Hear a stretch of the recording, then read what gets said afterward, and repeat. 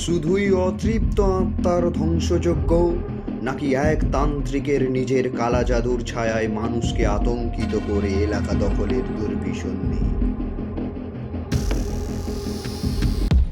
নমস্কার, আমি দেবজিৎ মুখার্জি। আসলে আমি শুনেছি আপনারা ওই প্যারানর্মাল অ্যাক্টিভিটির উপরে রিসার্চ করেন। এ ভাই আকাশ, এটা কোন জায়গায় এসে পৌঁছালাম ভাই? কারণ আজকের এপিসোডটা হতে চলেছে সবচেয়ে বেশি ভয়ানক।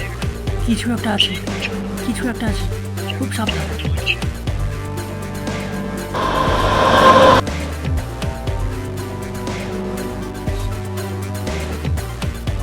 কে?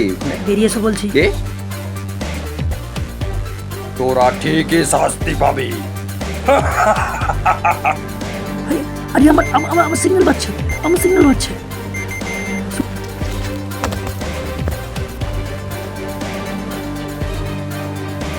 তোমাদের বারণ করেছিলাম এই জায়গায় আসতে না।